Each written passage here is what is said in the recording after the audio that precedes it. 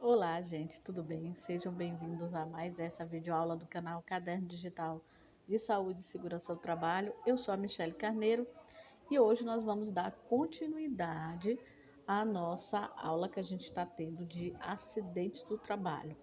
Bom, essa é a segunda aula, eu fiz a primeira, tá? Tá aí no link da descrição desse vídeo. Se vocês não assistiram, clica no link aí da descrição do vídeo, tá? E vão assistir a primeira aula. Essa já é a segunda aula para a gente complementar esse assunto, tá? Lembrando vocês que essa aula, ela vem junto com esse e-book aí, eu preparei um e-book bem explicado, ilustrado, para vocês entenderem, né, o que o SST, o profissional SST de Saúde e Segurança do Trabalho, tem que saber sobre acidente de trabalho, que é importante saber sobre acidente de trabalho. Claro que tem outras coisas que também é importante, mas esse é o básico do que o profissional SST deve saber, né? Então, para quem está começando na área, né, para quem já tá na área e quer revisar o assunto, então é só acompanhar aí essas duas aulas junto com o e-book que eu preparei. Quem não é inscrito, se inscreva no canal. Aqui a gente fala sobre as normas regulamentadoras. Eu faço estudo, eu criei o canal para fazer o estudo das normas regulamentadoras. Aqui também eu coloco assuntos relacionados à segurança do trabalho na área de estabelecimento de saúde, que é a minha área de atuação. Também trago dicas de estudo, como fazer um estudo produtivo na área SST, tá certo? Então se inscrevam no canal, compartilhe aí se vocês gostaram, compartilhe com colegas de vocês, deixa o like de vocês e vamos para a aula. Deixa eu diminuir aqui. Ó, na aula passada nós já estudamos isso aqui sobre o que é acidente de trabalho, o conceito legal, vimos o conceito legal e vimos também o conceito prevencionista, estudamos passo a passo, tá? Então é importante assistir a primeira aula, tá? Para vocês entenderem desde o início. Falamos da diferença do conceito legal para o prevencionista, falamos dos tipos de acidentes, tá? Falamos das causas de acidente do trabalho, né? As principais causas. E hoje nós vamos falar sobre a comunicação de acidente de trabalho, a famosa CAT, né? Que quem está iniciando na área ainda vai ver muito falar sobre isso, né? Tanto quando está terminando durante o curso e até após o término do curso, porque é um documento importante que deve ser preenchido sempre que acontece um acidente do trabalho, tá? Então vamos lá entender sobre a comunicação de acidente de trabalho.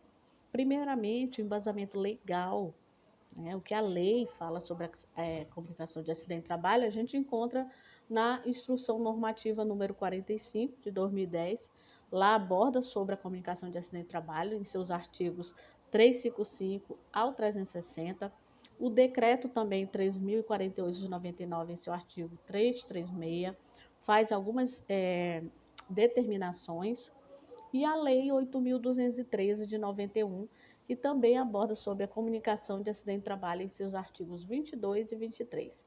Então vamos lá, quando emitir esse documento? Quando deve se emitir a comunicação de acidente de trabalho? Segundo o artigo da Lei 8.213 de 91, a empresa ela deverá comunicar o acidente de trabalho à Previdência Social, tá? Até o primeiro dia útil após o acidente. Tá certo, gente? Então, aconteceu um acidente de trabalho numa empresa, a empresa tem até o primeiro dia útil após o acidente para informar a Previdência Social, né, sobre o acidente, tá? Passar as informações do que ocorreu, né? E a gente já tem, quando a gente entra no site, porque pode ser preenchida de forma eletrônica com manual, mas é preenchido de forma eletrônica, tá? Você entra no site lá do INSS, tem lá a emissão de CAT, e aí você clica nessa emissão de CAT e lá tem as informações, né, para você preencher, tá certo? Então, quando acontece o acidente, se não for um acidente que levou o indivíduo logo a óbito, você deve ser preencher a CAT em até o dia útil após o acidente. Agora, se ocorrer morte do colaborador, essa CAT deve ser preenchida imediatamente, tá? Uma dica para o profissional SST que pode vir a passar por isso. O que que acontece? O indivíduo sofreu um acidente, né? Ele, vai ser encaminhado, vai ser feito o primeiro socorro, tudo, né? Ele vai ser encaminhado para o pronto-socorro se tiver necessidade. Enfim, aí o que que você vai fazer? Você pega logo no dia as informações com ele sobre o acidente, porque você vai precisar dessas informações. Você vai precisar de informações da empresa, né? Você vai precisar das informações do acidentado, do acidente, como foi que ocorreu, né? O horário, tudo, isso tudo eles pedem na CAT, o dia, o horário. E você vai precisar informações do atestado dele médico, tá? Ele recebendo atestado médico, você vai ter que colocar essas informações também, tá? Que geralmente cabe ao médico preencher, o médico que atendeu ele. Mas se não ocorrer isso, você pode preencher, tá? Então, o que que acontece? A dica que eu vou dar para vocês: aconteceu um acidente, se o colaborador ele não tiver condições de prestar essas informações no dia, que às vezes não tem, o que? Você pode pegar essas informações com o responsável do colaborador, com o acompanhante, né? Um familiar ou com o próprio RH, tá? Então é importante que vocês peguem essas informações. Michele, o empregado foi para o hospital e de lá ele foi para casa. Então, deixa ciente já nos teus treinamentos, nas tuas orientações, que ele pode passar essas informações pelo WhatsApp ou então por ligação, tá? É importante que vocês já tenham as perguntas que vocês vão fazer para ele. Eu vou deixar aqui no link da descrição, tá? A CAT, a Comunicação de Acidente de Trabalho, para você verificar quais são as informações que tem na comunicação de acidente de trabalho, que você já deixa imprime, tá? E já deixa lá nas coisas de vocês, que caso aconteça um acidente, você já sabe quais são as informações, porque tem o espaço lá que são as informações do acidentado, da pessoa que sofreu o acidente. Então, para você perguntar, então você digitar o que você o que tem lá na CAD para ele responder para você, tá certo? Mas é importante que você pegue logo essas informações, porque você tem até o outro dia, papai, informar sobre esse acidente. Porque se você não informar, a empresa vai ser penalizada por isso, tá certo? Então vamos lá. Quem pode emitir a CAT, tá? Outro assunto bastante discutido. Quem pode emitir a comunicação de acidente de trabalho? A empresa, né, responsável pelo empregado, lógico, pode emitir a CAT, e não só um profissional SST, um RH pode preencher, o pessoal do CCH pode preencher, se for um estabelecimento de saúde, o administrador, o responsável da empresa pode preencher, o sindicato, os dependentes do colaborador pode preencher, o familiar próximo, o sindicato da categoria pode preencher a CAT, o médico assistente, né, ou qualquer autoridade pública. Lembrando que essa última aqui, a autoridade pública, né, neste último caso, que eu coloquei aí na apostila que vocês estão acompanhando, no parágrafo 2 do artigo 359, né, a Instrução Normativa 45 relaciona o que considera como autoridade pública, tá? Então tem que entrar nesse parágrafo 2 do artigo 359 da Instrução Normativa 45, que lá diz o que é considerado autoridade pública para poder fazer esse preenchimento da CAT, tá? Mas todas essas outras pessoas aí podem preencher, tá? O médico que atender ele, né? O próprio familiar, um dependente dele, pode preencher a CAT. Ele, se ele tiver em boas condições, ele também pode preencher a CAT, tá certo? Então vamos lá. Caso o acidentado ele seja um trabalhador avulso, que é aquele trabalhador que presta serviço para diversas empresas, mas não tem vínculo empregatício, tá, gente? Existe empregados nessa categoria, que a gente chama de trabalhador avulso. Caso ele seja esse tipo de trabalhador, o que que acontece? A abertura da CAT será de responsabilidade da empresa que é tomadora do serviço, ou do sindicato da categoria, ou do órgão gestor de mão de obra, né? Esse órgão gestor de mão de obra, gente, é aqueles empregados que prestam serviço em porto, né? Aí vai trabalhar em porto, aí lá tem esse órgão de gestor de mão de obra. Então, se esse empregado que presta serviço lá, ele sofreu um acidente, é essa empresa que tem que preencher a CAT. Se você é um profissional de CCT e dentro da sua empresa tem uma empresa terceirizada, onde lá tem empregados de terceirizada e esse empregado da terceirizada sofre um acidente, não é para você preencher a CAT desse empregado, só a empresa responsável por ele, tá? Para deixar isso bem claro. Por quê? Porque tem informações que cabe somente à empresa fazer isso, porque são CNPJs diferentes, tá? Você pode, claro, dar assistência na hora do acidente, tudo, mas você tem que informar a empresa o que aconteceu e pedir para ela abrir a CAT, tá? A empresa terceirizada. Se o trabalhador não for da empresa a qual você trabalha, for da empresa terceirizada da sua empresa, passe a CAT para a empresa preencher, tá? Então vamos lá. Os tipos de CAT. Existe a CAT inicial, tá, gente?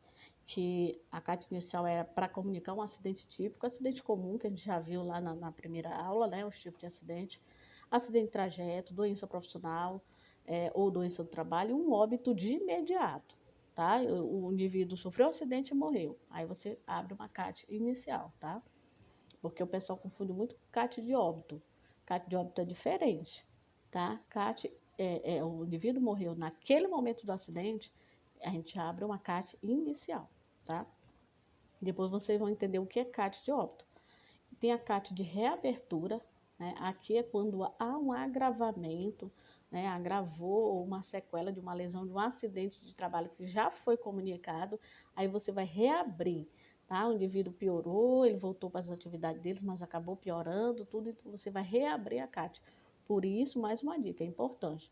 Tá lá preenchendo a CAT, terminou, antes de enviar, faça o download para você, para deixar guardada essa CAT lá, tá? Do trabalhador. Então, tenha também lá na empresa as cópias das CAT, tá certo, gente? Inclusive, você pode também, você deve até entregar uma cópia para o empregado, tá? Então, vamos lá.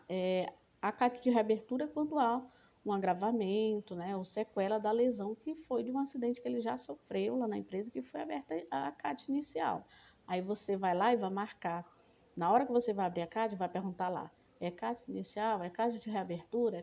Nesse caso aqui, você vai preencher lá CAT de reabertura, tá? Aqui deverão constar as mesmas informações da CAT inicial, exceto quanto ao tempo de afastamento, último dia trabalhado, atestado médico e data de emissão. Esse aí vai ser relativo já à data da reabertura, esses dados aqui, tá?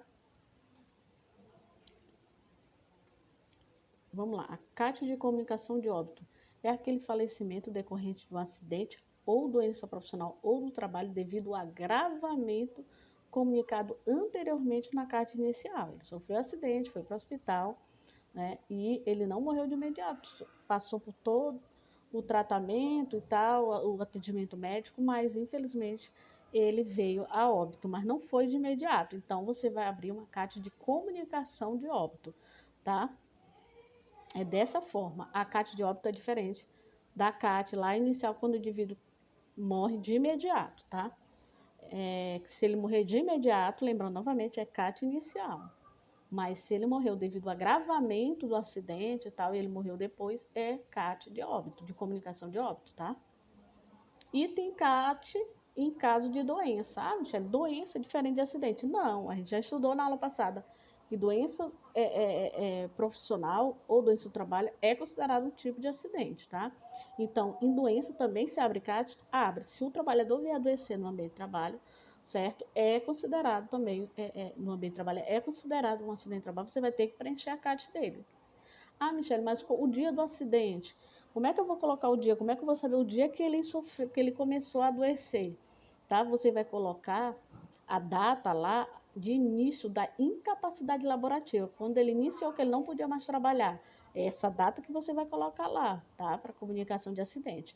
E o tipo de acidente vai estar lá, você vai colocar. Né? A data de início, aí você vai colocar a data que ele iniciou a incapacidade laborativa ou que ele recebeu o diagnóstico da doença, tá? Ou o dia da segregação compulsória. Você sabe o que é segregação compulsória, gente? É o dia que ele é afastado, por exemplo, por causa de alguma doença, né, relacionada que ele tem que ficar afastado da sociedade por questão de que ele pode contaminar outras pessoas ou por incapacidade mesmo, que ele não pode voltar para as atividades dele normais, tudo a gente chama de segregação compulsória. Então, no dia que ele recebe esse diagnóstico, ele é afastado também, né? Coloca lá no dia do acidente, tá? Ou o dia que é realizado o diagnóstico dele, normal. Ele tá com a doença, realizou o diagnóstico, tá lá o diagnóstico, o dia que o médico deu o diagnóstico, esse dia é o dia do acidente, tá? E onde eu posso preencher a CAT? Este pedido é realizado totalmente na internet. Você precisa ir ao INSS, tá? A não ser quando é chamado para alguma comprovação, tá? Mas é importante que você tenha ela manual lá, se não der algum problema no sistema, você pode preencher ela manual e levar até o INSS, mas é importante que seja preenchido no sistema, tá certo, gente? Então, vocês entram lá no site do INSS e preenche a comunicação de acidente de trabalho do empregado lá da tua empresa, tá certo? E, claro, a gente não podia falar de acidente de trabalho e não terminar falando das medidas de proteção, tá? Elas podem ser implementadas a fim de controlar a exposição nos ambientes de trabalho, tá? É importante você implantar as medidas de prevenção, de proteção, tá? Porém, existem medidas que são preferíveis ser implantadas em detrimento a outras, né? E aí a gente segue uma hierarquia, né? A gente não chega logo pensando em equipamento de proteção individual, não. A gente segue uma hierarquia, tá? Quando a gente vai pensar em proteção, em medidas de proteção, preste bem atenção nesse assunto bem que a gente segue essa hierarquia aqui, ó. Primeiro a gente vai verificar, a gente fazer uma análise da origem daquele contaminante, certo? Onde que está produzindo esse risco? Está saindo da onde esse risco?